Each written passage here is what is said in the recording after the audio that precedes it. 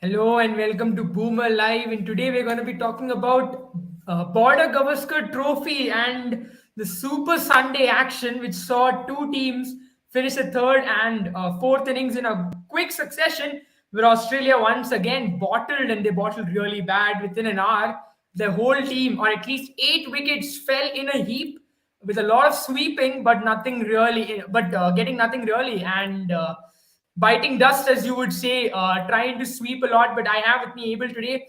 Abel, you felt that the match was in Australia's court and they just gifted it to India, a very late New Year's gift, you would say. That's a good way to put it, right? Like, as a late New Year's gift or late Thanksgiving gift for Australia to India, because it just looked like Australia were in such a big hurry. We did discuss about this, right? Australia has got this tendency, a weird tendency in this series, which I've not quite seen in Australian culture, or Australian cricketing culture, of panicking in situations where they shouldn't ideally panic. Now, if you look at the context of the game, I personally don't think at any point of stage India were ahead after India's first innings. Uh, literally speaking, Australia were ahead by 1 run, but even then, India were always going to be under pressure. I'll tell you two reasons behind it. If Australia would have posted in excess of 150 or 160 on that wicket, India would have found it extremely difficult to chase. And looking at India's recent histories of chasing totals, it's not been the best. Now, if you talk about India's home season from 2016 to 2018, I'll give you a brief there. India did not really chase scores down. I don't remember a single time when India had to chase a score down. India either batted first or India either batted a team out of the game. India never had to Yeah. chase any score in the fourth innings. The only times they had to really chase scores in fourth innings were when they had to go to England, where they lost, or when they had to go to South Africa, where they lost, and recently in Bangladesh as well, where they found it really difficult chasing 145 on that wicket as well. So India's history with fourth innings totals have never been very good. If you look at the recent past, though India dominated Test cricket over the last 7 years, whatever you say. So this is where you feel like a team like Australia really missed out on a huge opportunity. And as you mentioned rightly, it was rather a Thanksgiving gift, or it was just like serving it on the platter for India. Just take it and go home, Yeah. or stay home rather. Yeah, I mean, absolutely. We have to talk about Australia and the way they approached it. Really, let's start with that. Really start with that, right? We saw in the first innings as well that Usman Khawaja did look to sweep a lot. But for me, the thing that he did right in the first innings was that he was not only looking to sweep, right? He was, I wouldn't say using his feet as much to step out, but at least he was going on the back foot, trusting his defense a lot more. But Yeah. come the second innings, we saw that trust in the defense really falter. And that's not just with Usman Khawaja, right? We saw that happen with a lot of players. We saw that happen with Steve Smith, of all people. Steve Smith, the same Yes. Steve Smith who scored 100 in Pune, and in a test match when India struggled to bat, Steve Smith showed the skill that he has, and Steve Smith was supposed to be Australia's, what do you say, trump card to really Hmm. take on the series or take on India in India, but he hasn't come good. And what I really noticed, Abel, was the way he swept. Right, when you usually sweep, and you will obviously have a better idea on this. When you sweep or when you play any shot, you are going at the ball with your head. Your head position is so important. But Steve Smith's head position was a lot upright, as if he was playing a back foot shot rather than sweep, which is committing on the front, which is not even like a drive where you can get away with a slight step ahead. This is a sweep where you really commit on the front foot. So Steve Smith's head position was something that was really off for me. Can you elaborate a little bit more on Steve Smith in particular and the way you were dismissed today? I mean, that's a very good question. Right now, I'll tell you some of the shots which Steve Smith played. As you mentioned, Pune innings, a very good example to be talking about it. People do say Steve Smith did not sweep in that innings. Steve Smith did sweep a lot during that innings, and Steve Smith's scoring area was mid wicket, and from actually wide long on to mid wicket, that was the area which Steve Smith used to sweep during that particular innings, and that is where Steve Smith plays. He plays he doesn't play a lot more square. He plays a lot more on the mid wicket, long on area. That's his predominant area where he sweeps. Now today you look at his dismissal, right? How he went out. His sweep was basically he was trying to play a half paddle, half sweep towards the square leg and fine leg. That was the Yeah. gap he was trying to find out. Now, if you talk about Steve Smith's biggest strength, is to sweep in an area of on a V, more in a V, on an elaborated V, Hmm. rather than sweeping behind the wicket. Now that's definitely not been Steve Smith's strength if you look at over the years. And Steve Smith is not a compulsive sweeper of the ball. He does not really use sweep as an option to counter spin as well. He's got other shots, but whenever he sweeps more straight. But today, what happened was his head position was to sweep in that area, but he was trying to play a shot behind. The shot was totally different. The bat came in an angle towards square leg. And that is where I personally felt that's not a shot which you use on a wicket like that. Now, talking about using sweep in a wicket like Delhi. Now, if Australia were to do a game plan before coming to India, right? I personally think they should have identified one venue they shouldn't be deploying sweep is Delhi because it's a black soil wicket. It's it's won't be one wicket in this entire tour where you're gonna get the least amount of bounce. And any person who has played cricket will say if you are gonna go to a wicket which has amount very less bounce, you don't use that shot called sweep. It's out of the window and it's much more comfortable. You play on the front foot. It's okay you don't play on the back foot. You're not going to get beaten for playing on the back foot. You can play even on short pitch balls on the front foot. I'll say one of the clear example today, what you saw was Kona Striker Bharat. Bharat was, Yeah. I know it was a cameo, but his predominant shots came on front foot, even off balls which were pitched way short. And now that's a leaf which Australia should have taken out of the book. And it was way too late by then. But I'm just giving you an example. You can afford to play on the front foot on a wicket like this and get away. But what Australia did was they were extremely tentative as to they had no other game plan and they knew, right? And especially for a player like Steve Smith, I don't blame him as such, but I'll blame other players who got out to sweep. For example, Alex Carey, I think we'll talk about him. We'll talk about how Renshaw has been, and we'll talk about how Patrick Cummins set a wrong precedent as a captain for just going out there and being agricultural there when it comes to that shot. So that's why I personally felt Steve Smith's dismissal was just a byproduct of what their predetermined notion of coming out on day Yeah. three and trying to get their way out sweeping. It just couldn't work. And Steve Smith has not had the best of series. What he scored less than 50 runs the entire series. And he's not really looked like a batter who's going to go I out think there he and take the scored attack somewhere on. around 100, right? Because I think the first innings he had a good first He scored innings. 30 runs. First test he did a decent job, I would say. I think he scored 37 in the first innings, 25 in the next, and then I think then on I think he scored some 70 odd runs now. By now, I think 70 No, odd. he's got 60 runs. That's it. I think in the first inning he's got 31 and he's got 25 in second innings. And that's 56, 0 in the last innings, and 9 years, Yeah, he scored 64 runs. 71 able. So he has scored 71. 71. Yeah. Fair enough. Less than 100 anyways. That's in 4 innings put together. Yeah. I mean, so I have to talk about this. So another player that I really was a little.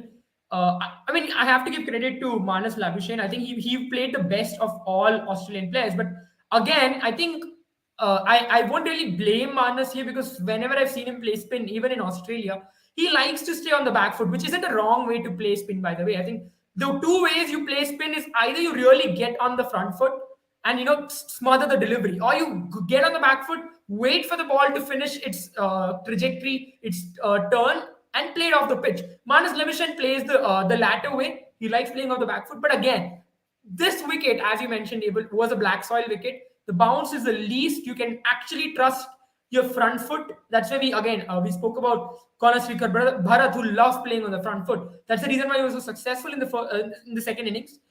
Again, Manas Labuschagne going on the back foot against the likes of Ravindra Jadeja. Probably the only mistake he made in the whole innings where he actually looked very comfortable. But I think that's one thing that I've seen with Manas again. Even in the first test, he was pretty good. He played well as long as he played, but then he made that one mistake. Either he judged the wrong length, or it was mostly the length, I would say, that he judged. Even in the first innings, I think against Ashwin was it, where he committed on the front foot and then ended up getting beat. When I think the ball he plays on the wrong line rather against Ashwin. Again today he played the wrong length. He went on the back foot. Hmm. Again, there wasn't a bad length to go on the back foot, but isn't that kind of a pitch. That's where I felt Australia completely mishandled the reading of pitch. I mean, first innings dismissal has got nothing to wrong with his technique or anything to do with his mistake. It was just a beautiful ball from Ashwin, which a lot of batters across the world will get beaten or outfoxed by that kind of a ball because it pitched outside the off stump and turned just a bit, so it could miss the inside edge and go straight into the pad. And with that bounce on the pitch, it was crashing straight into the stumps as well. That's why even umpires was a little skeptical as to whether it was out or not. It was reversed on the referral, right? But now, when you talk about the second innings, see, firstly, it was not a bad shot. It was not a bad idea to do it, as you rightly mentioned. But when we talk about the black soil wicket, and once again talking about trajectory of Jadeja, that's where Jadeja is such a tough bowler to face because a lot of batters over the time we've seen them really misjudge Jadeja for the flatter trajectory. They often think a full ball at a flatter trajectory can be played at the back foot. That's primarily because of the illusion which he creates. Because often what we think is a Hmm. ball which is flatter cannot be full. That's one thing which a lot of batters across the world thinks when they play spin. The moment they see the ball out of the hand, once it's loopy, it's going to be full. Once it's flat, it's going to be short. That's a true focus which a lot of players, overseas players, play spin at least. But Yeah, yeah, yeah. the way you play Jadeja or even to an extent Akshar Patel or quicker spinners is not that because they thrive on flatter balls on fuller length for their wickets. And that's what exactly happened. It was a ball not exactly full, not exactly short. It was right in between, which you should be playing on the front foot, and it kept tad bit low, which you still could have counted if you're playing on the front foot. And the pace of the ball is what bet Manas Labuschagne over there. Nothing else. The way he was batting last evening was beautiful. The way he came in, he took on the two sweeps. It looked like he came in with a positive intent. And even the first innings, I thought he came in with a very good approach to take on the ballers, and that approach can work when you're confident about your defense. Because I personally think Manas Labuschagne has looked the best of Australian batters. People will say Usman Khawaja scored a lot of runs. In Manas Labuschagne looked the second best batter. I'll say Hanscom was the best. I really enjoyed watching Hanscom. But Manas Yeah. Labuschagne looked the most assured batter when it comes to scoring runs because he had a method in which he could score runs because his defense is very good. He could score runs by scoring on the square of the wicket because he's got a very good back foot game. He's got a very good sweep which he can deploy if need be. And the defense, as we keep talking, right? Defense is the most important basic structure which you need to come into India with if you have to play spin. The moment you don't have that base, then you are just looking for a lot of options and which is not going to work. It's not going to be a sustainable method. In the long run, obviously, you will know that that method is going to falter, it's going to fail to an extent, and that's exactly what we saw. Sweeping is an option on certain occasions. It cannot be a primary option. Hence, that particular Yeah. innings, what you saw from Australia.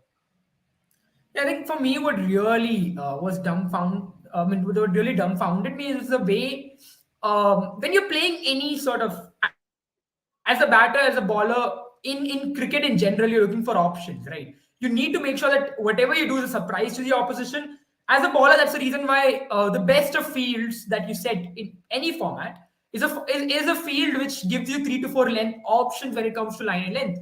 So that's why you say, always bowling a wide Yorker doesn't work in today's format because there's no silver bullet in cricket or in sport in general. Now, what we saw today was Australia expected sweep to be the silver bullet, but you have to understand that in a country where where the spinners, all three spinners, right, Akshar, Jadeja, Ashwin, have come to the Indian team after, getting or being the best of three spinners in the country. And it is obvious that there are batters who would love to sweep in India. So there is a reason why they are so good at they are good at what they do because they know how to counter almost every option that a batter can take against them, at least in Indian conditions. So my the thing that I was really upset about was the fact that there was nothing that really came through. There was no use the feet. That is one thing that really was, I would say, it was really unassuring from Australia because if even if you don't trust your defense, I still feel that aggressive option that Travis Head took initially was a decent idea because at that point in time, this pitch, a 150, 160 could have been a very difficult one to get away with for India to chase it in the fourth innings. That's where I felt, again, Australia not really stepping out, not trusting the defense are the two things that really hurt them.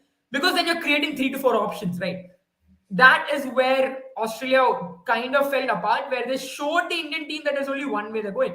And you see the fields that Indian team set up. The way they got not Travis Head, I think it was, whom did they get dismissed in the panel sweep? Usman Khwaja, if I'm not wrong. Usman The Khawaja, way yeah. they got Usman Khwaja dismissed was they had a player for the reverse sweep and the leg slip and the traditional sweep, and then they had one player for the paddle sweep. And for some reason, maybe Usman Khwaja did not see Shreyas Iyer sneak in. He tried to play a sweep, a paddle sweep, which is very risky for a single. Because at the end of the day, if he played a sweep, a traditional sweep, behind square leg or behind point, he would only get a single. So, and then to try a paddle sweep, which would only give him a single again, if he got over Shreyas Iyer, was just, I don't know how to describe it. Was just really bad cricket. I mean, see, Usman Khawaja's method of attack in the first innings was really inspiring for a lot of Australian batters. They felt like, okay, if you're going to sweep in Indian conditions, maybe that opens a lot of avenue to score a lot of runs. But let me be very true to you. Sweeping on day one of a cricketing wicket like Delhi is not a bad idea. And even there, Usman Khwaja was extremely lucky. He got away a lot of times in terms of missing out on a catch. There were a lot of opportunities for him to get out. It was extremely risky. You just always felt like Usman Khwaja is just one ball away from getting out. It just did not Yeah. look like Usman Khwaja is not going to give away his wicket. You always knew Usman Khwaja was lying on a rope and he was scoring runs. It was just coming his way. It just did not look like a very short innings like what he was doing in Pakistan or where he was scoring runs in Australia as well. There you feel like, okay, Usman Khwaja is playing well. But that first innings, you always, as a spinner, you always feel like you're in with a chance. And he got out by a blinder, which was taken by KL Rahul. That is like the unlucky on Usman Khwaja's part. But in the second innings, even there, he got out sweeping that first ball which he faced. And again, you felt like, okay, there could be one ball which can take him, and he fell to that trap. Now talking about other players who swept right now, let's talk about Matthew Renshaw. Matt Renshaw, when he came in 2017, I believe, he had a fantastic game in Pune. I remember he scored a 60 on a day one wicket, and that wicket was very high. And in the second inning, he scored a 30 odd, which was also very crucial in terms of the context of the game. He has got a very good game against spin. Some way or the other, where he has lost his spot in the 11 and he looks extremely underconfident. And for him to come in and face Jadeja Ashwin is not going to be an easy task. And once again, him not trusting his defense is the primary reason he got out. He looks to be in completely no control. First ball he came, he swept. Second ball he faced, the reverse swept. It just looks like he cannot survive. You cannot survive with two shots in India. It's as simple as that. Yeah. And you're going to be facing what Ashwin and Jadeja. They know you better than anybody. They've faced a lot of batters across the world. Then they can outfox you with one ball. Alex Carey looks Yeah. absolutely like an idiot over there. He looks like a batter who's been outfoxed time and time again. He has got no other option. He tried one option in the first innings. He got out by a beautiful ball by Ashwin as well. So 4 out of 3 times, four out of in the 4 innings he faced, three out of those times he got out sweeping. One time he got a very good ball, and he still hasn't understood that he needs to really work on his defense. You cannot just survive in India by playing one shot. And I do not know what Australians are doing. It looks like a very jaded Australian team who are panicking. I did mention to you, Jiran, before the start of the series, I've seen them in Sri Lanka, how they capitulated within 1 hour or 2 hours of play. Similarly, they just capitulated. Hmm. They've proven me right by saying that this team cannot play spin and this team just cannot play spin. There's a team which is overrated for a lot of reasons, and I stay by my word. This is a 4-0 coming India's way because I just knew it, right? The moment this team landed in India, the way in which they were trying to get in the Mahesh Pitya and the way in which they were trying to create rough, very good preparation. It just looks like they're overthinking, and their history against Spain in the last 1 year has been extremely poor. David Warner's record in Asia. Usman Khwaja really struggles when the ball turns. Steve Smith and Manas Labuschagne is the only silver lining. If Australia has to really compete or even win a match, for example, they really have to hope massive, massive innings from Steve Smith and Manas Labuschagne. And if India bats first, they're out of the game straight up. Yeah, I mean, you have to understand in these all these matches, India has been playing. I mean, after getting a disadvantage from the toss, right? Especially, I think this loss will really hurt them. And the reason I say that is because till yesterday night, we all believed that Australia has is in it with a chance. Even Pujara at the press conference went on to say that they were ready to chase 250, 260. That's what we all expected. At least we expected 160, 170 because it wasn't a tough pitch to bat. I would still go on to say that I feel there were the demons there, yes, but as we saw yesterday, if you survive the storm where where the new ball was doing a lot, but once the ball got around 40 to 45 overs old, that's when you saw the batters being able to play a lot easier because a new ball, there was a little bit of bite there. But once that ball got older, because the pitch was not as quick as Nagpur, which we did say last time as well, even then, even if the ball turns, there are not many demons in the pitch. The demons were starting to build. Yes, there was rough forming outside the right-hander and the left-hander's bat. But what you have to realize is that rough would have only come into picture tomorrow if the match had gone on. But also with the fact, given the fact that both the teams are not bowling their fast bowlers as much, Shami, Siraj, Pat Cummins did not ball enough. That rough was not going to develop for some time. Probably if Australia had batted the whole day today, by tomorrow you would have seen that because India would have then been forced to ball their fast bowlers to get some sort of wicket out there. Unfortunately, I felt Australia once again, they just for me, Emil, I really think it's a mental block there because Pat Cummins, I mean, not I wouldn't say Pat Cummins as such, but Matt Renshaw, you spoke about how he's played well here before. We've seen Manas Labuschagne do well, I would say. We've seen Usman Khawaja still manage to do. We've seen Steve Smith do a lot better than this. And all they needed was them to play to their averages, right? If they had scored a 20, 20, 20, 20, 30, that would have been enough to bat India out of the game.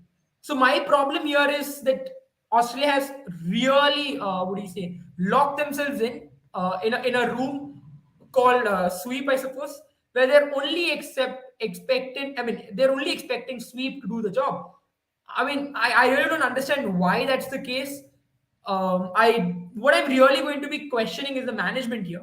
Why is the management not looking at more options? And I can understand there are a lot of lads who are coming in here after are worried, are daunted by Ashwin and Jadeja, but I think there's a lot more demons in the minds of Australia than they're out there on the pitch. So that's where the management really has to step up and tell their batters, here's the way we prepare, and sweep is not the only option. I mean, yeah, I mean, we've already had a discussion on this as to whether sweeping is the only way out. But now, I personally feel that's been the case with almost every touring team to India. That it's so hard to win a battle in India. You lose that mentally and you lose it completely on the field. You come in with the preparation as to you can do well, maybe one test, you might pull it off in the first test match of a series. But after that, it's going to be really hard to continue that, sustain that over a period of time. And you lose that battle, over a period of time as well. That's what we've seen with all the teams who have toured India the last 1 decade. Hence, you have such a phenomenal record. Australia in 2017 competed against India in a match where India were extremely poor. I think that's just one off. But after that, you never saw India really bogged down to Australia or to any team in their condition. 2012 was the last time where any team came to India and defeated India. And that was also, I personally believe, it was basically an Indian team which was transitioning, and you saw that advantage being used by a lot of other teams as well over a period of time. I mean, they But also after had, I that, think it was the English team. England team yeah, had Alistair Cook, had Kevin Peterson, and who else? I think there was one more batter there. I think it was Joe Root, if I'm not wrong. it Uh, was it was Kevin Peterson who actually took India apart, and Indian batters really struggle against Paneser and Swan as well. See, it, yeah, it and the fact happens. It that happens. James Anderson got the ball to reverse as well. Yeah, That's you those are the you reasons don't why want to India see that did so happen well. Yeah. often as well. I don't know. It was very shocking for me, but let's not talk about that. Under the new Indian team, under this new regime, it's so hard to defeat this team anywhere in the world. Let's not talk about India, right? They've not defeated us even in their own backyard, so it's not a factor. I think Australia at this point are taking India way too seriously.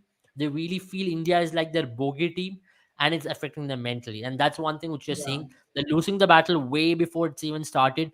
Uh, Obviously, they wouldn't be losing matches to India every time. It's the fourth time India have retained the Border Gavaskar Trophy. From 2017, we have been retaining it. 2018-19, we did go to their 18-19 rather. We went there and more defeated them.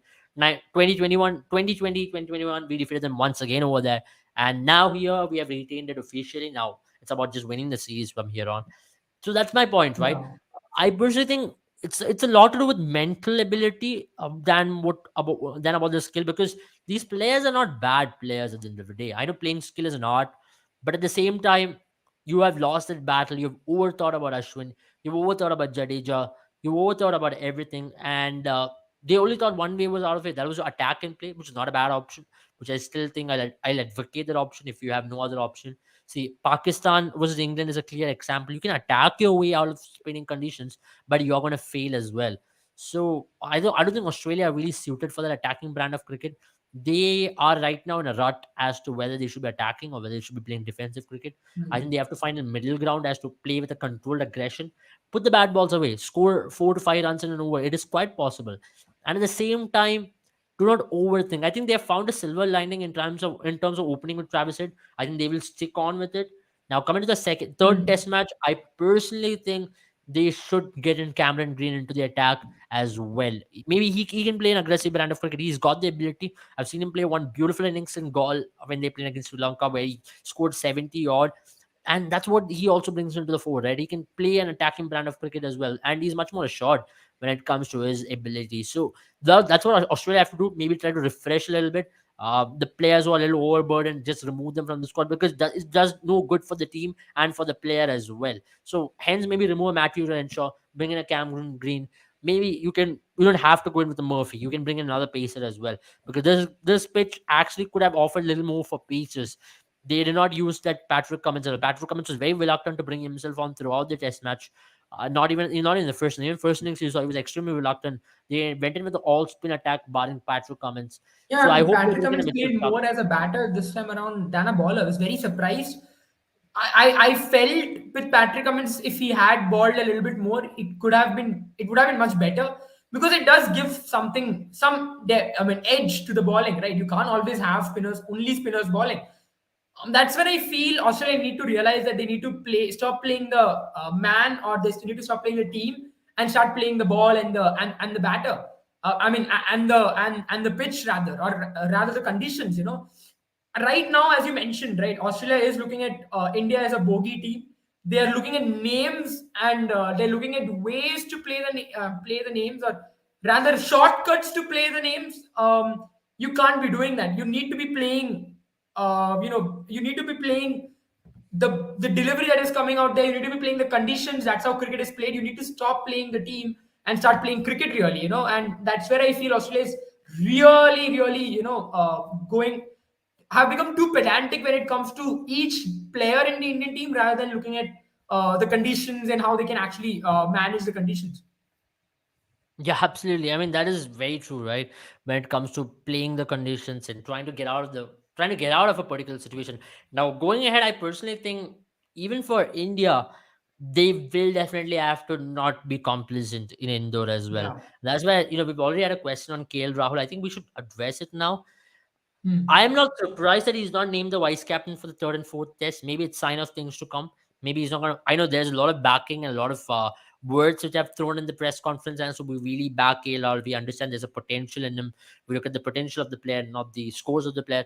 Fair enough, but you could have done that if it was Virat Kohli, because Virat Kohli has done it so many times. How many times has KL Rahul done it?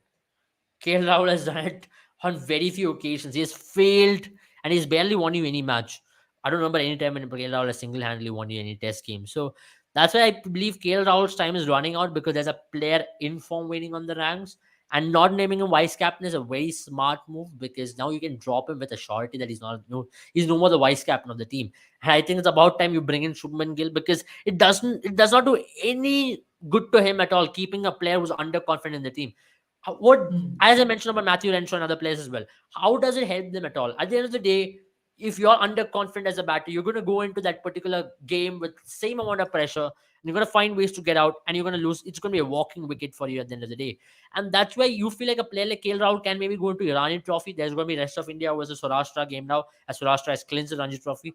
So they can go Yeah. on there, and maybe you can get a game, you can get 2 innings over there, get some confidence back, and then maybe look for WTC final rather than now putting him in a series in between the series, now hoping that he succeeds. The chance of him succeeding is going to be very minimal, Jared.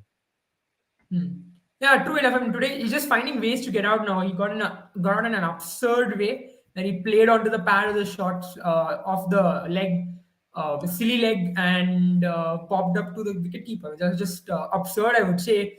Let's talk about. I think one of the questions out there is how has India qualified for WTC final? So this is how it goes right now, right? I think there are what three scenarios, if I'm not wrong. The first one is obviously India and Australia, probably the most likeliest of scenarios.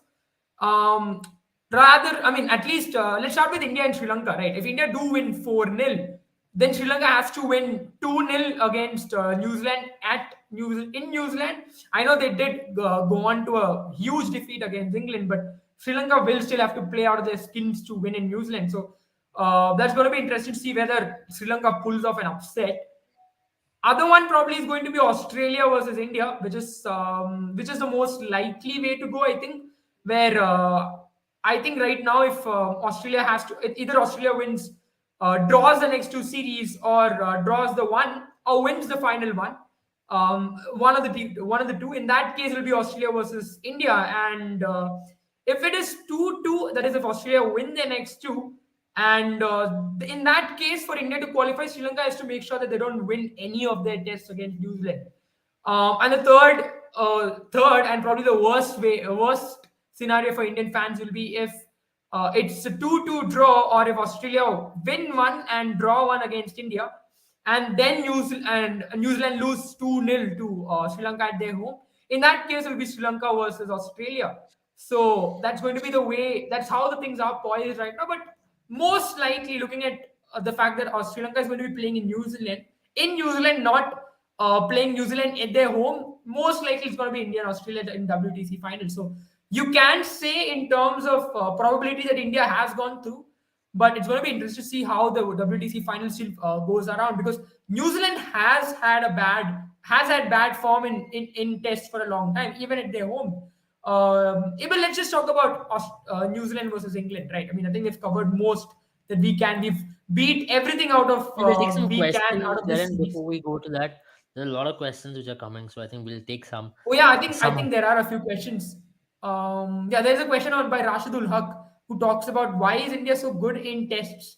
I think for me it has got to do with how Virat Kohli has led this team.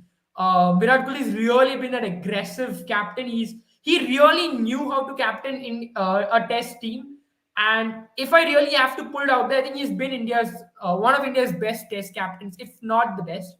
And I think in terms of his captaincy, he's been the best in tests as well. So that's one factor where India's really believe they can win test matches, and that's one really huge, what do you say, element, because I still feel India has had the constituents or the requirements to be a good test team. It's just the belief has come under Virat Kohli.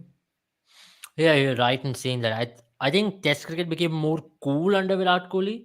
He made Test cricket more cool again for people and for youngsters to play in, because there was a time where T20 cricket was taking over. India were more limited overs focused. So when Virat Kohli took over, Test cricket became more cool again, and people wanted to play and enjoy and embrace Test cricket. And everybody wanted to also watch Indian team under Virat Kohli. He brought in a marketing aspect also into just other than cricketing scenario. And what he did was to give them that belief that you can go in and win anywhere.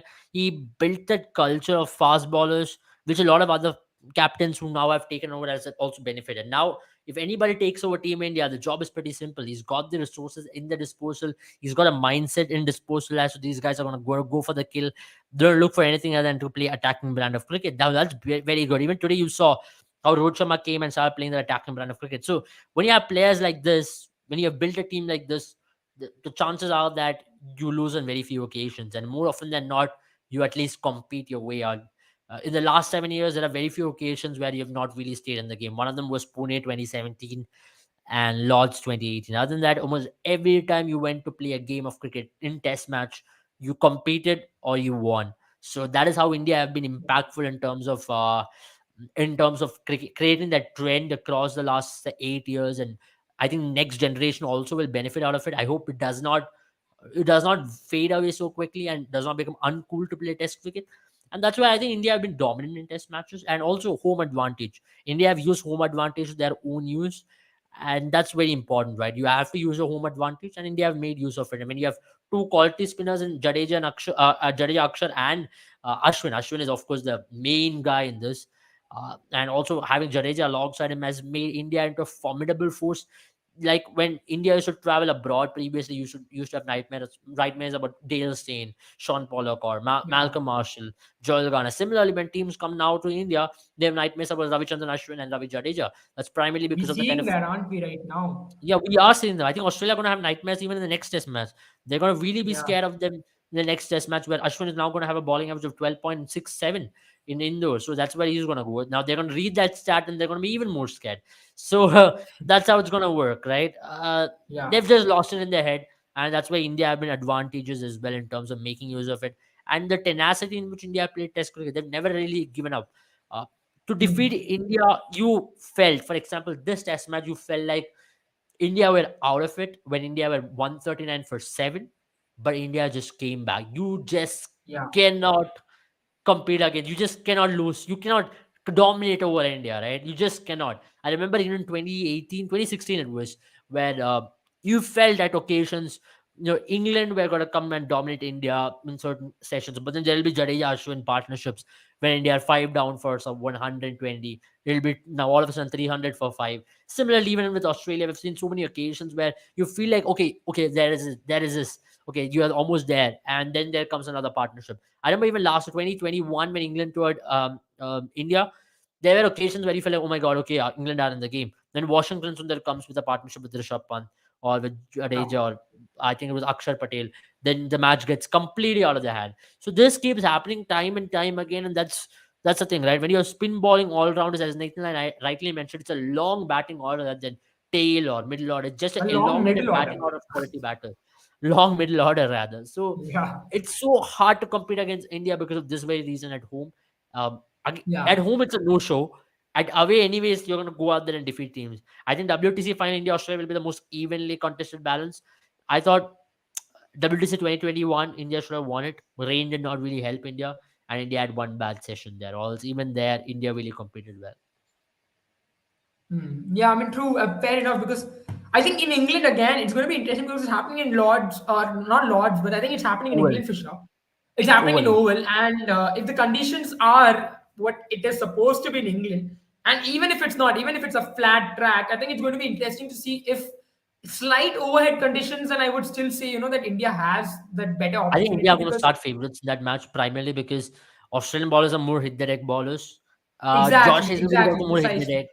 I think if That's India my were to point as deploy well. And one they're swing bowler there, maybe I don't know who it is going to be, but I think Shami Siraj Bumrah is going to be a hard attack to beat, man.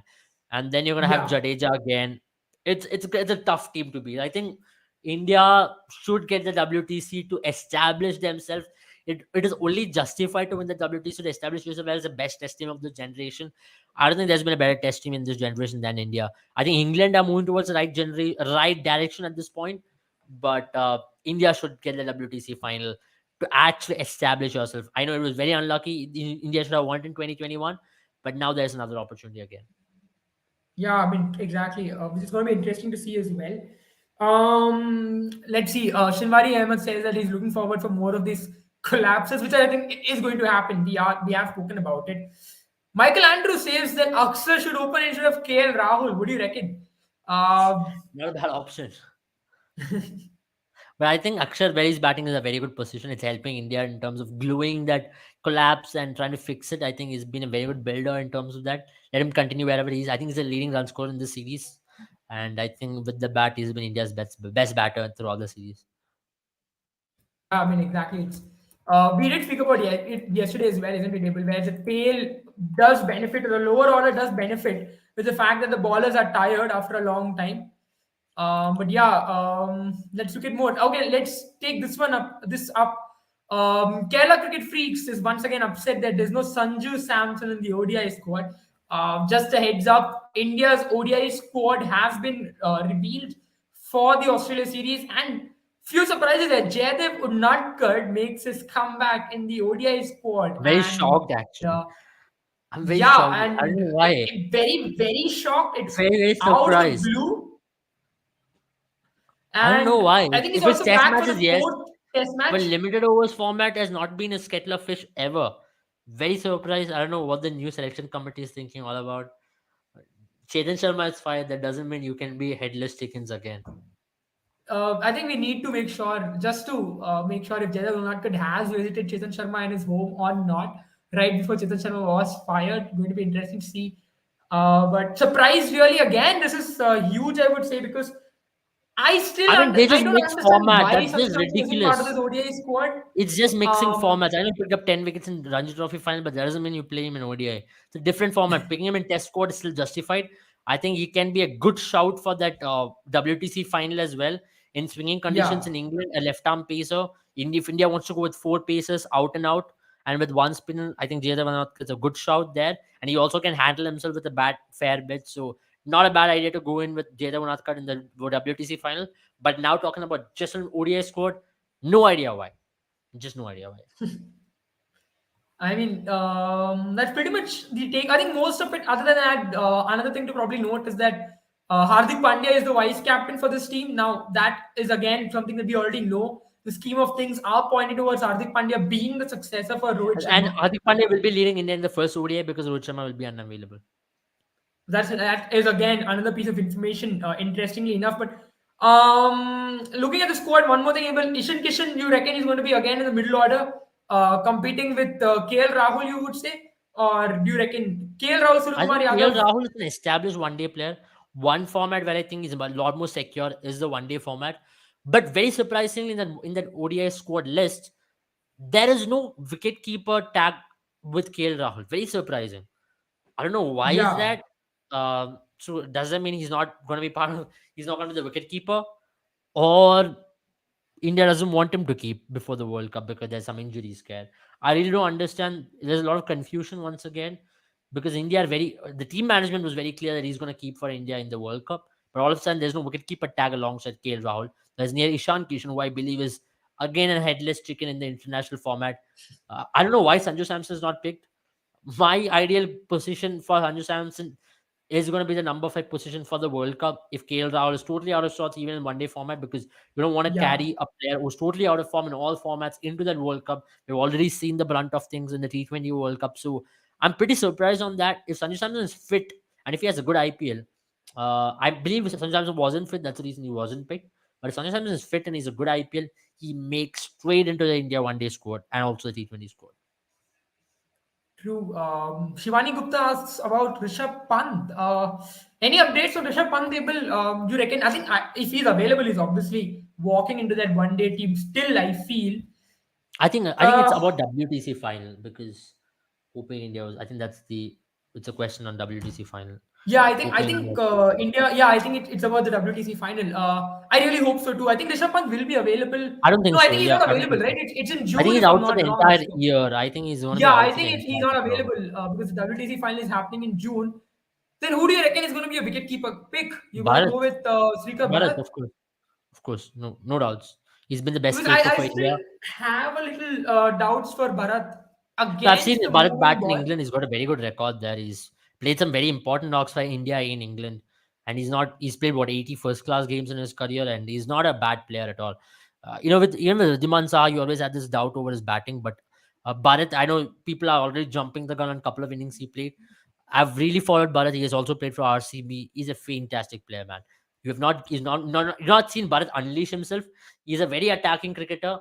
And if Bharat is given an opportunity where he's given that, even Rishabh Pant did not succeed in the first 5 to 10 innings. He succeeded after that. You give Bharat a little bit more time.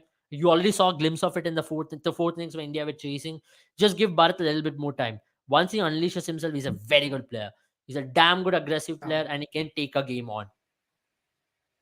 And he's an excellent Satyaji keeper. There's no Shekhar doubt about asks that. about whether KL Rahul should be dropped in all formats. No, I feel not. So I still feel he's a very good middle order bat in the one day format. He is Yeah. still someone whom India is used to pivot from, a pivot from, I would say, a player who likes to, a player who is required to bat at, let's say, 4 to 5, 6 runs per over to a player who you need to bat at 8, 9 towards the later part of the innings.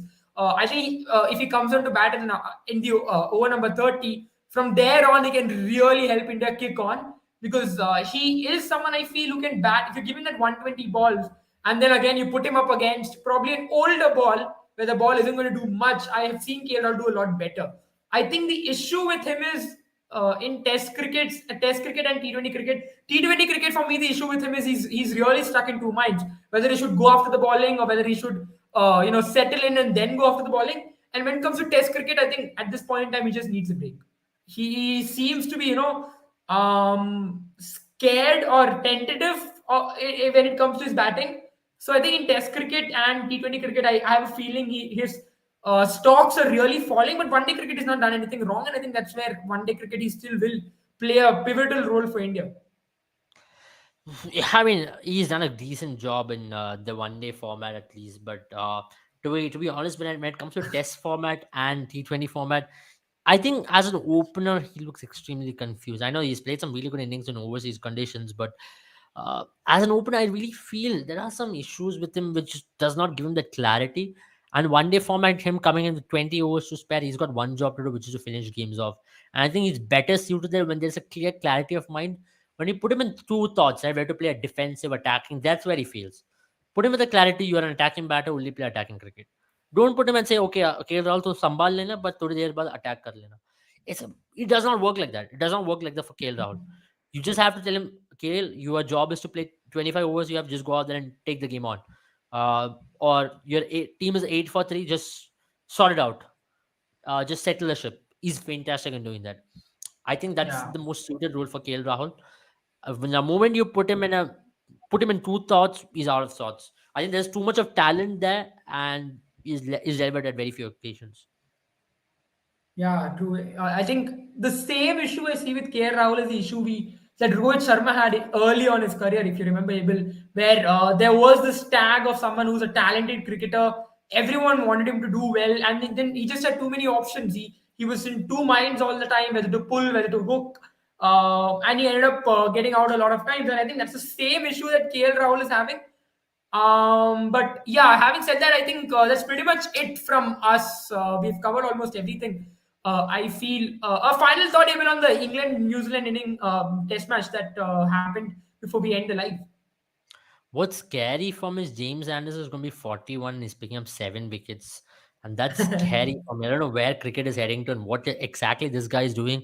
He has defined odds, physics, body, gravity, every possible thing out there, all the niche and all this taboo about sport that you have to retire at the age of 35 if you're a fast bowler. I think this guy, I don't know how long he's going to keep playing, but then it's dangerous for all the teams because this guy is just getting better and better with every test match. He's playing across conditions. It's just not he needs overcast conditions to swing the ball. This guy is Hmm. getting extremely good. He's bowling 135, 140. That is scary for me. How can you do this at the age of 40, 41? Now, that is more scary. I know baseball is all good, but this is the most scary part for me because there's a lot of trust and there's what, 1,100 wickets between Broad and Anderson at this point. What a bloody stat. I think Anderson, you give him one more, 2 more years, I think he's going to break Murli's record by easy margins.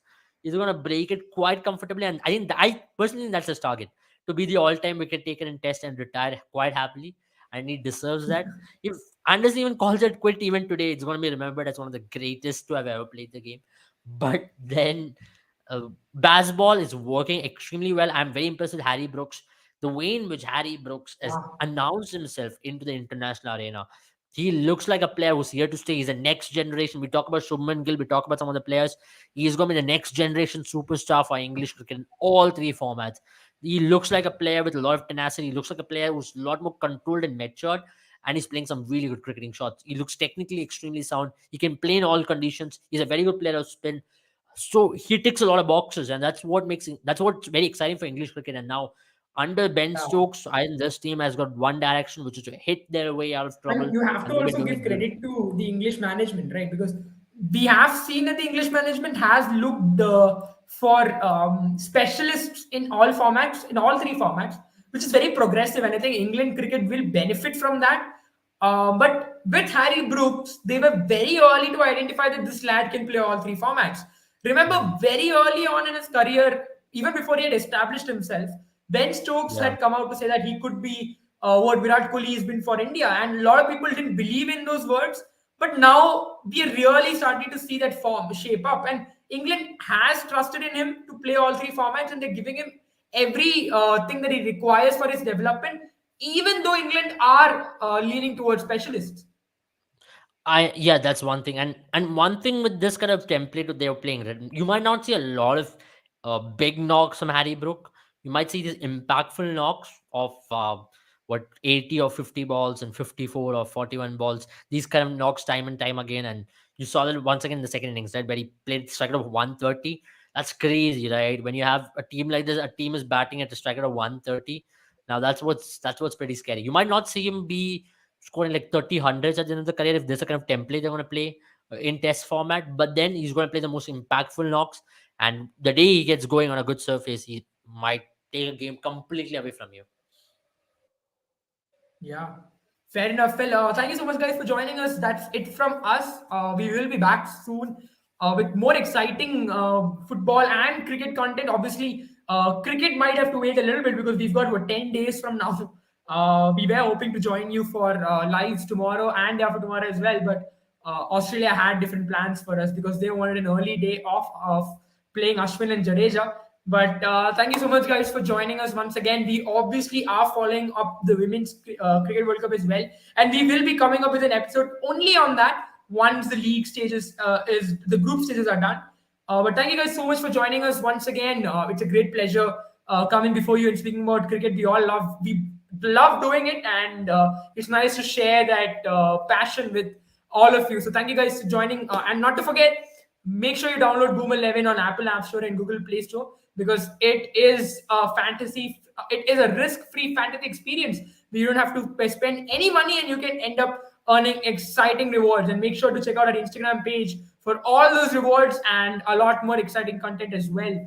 Thank you guys for joining us, and we will be back soon. So until then, see you next time. Bye bye.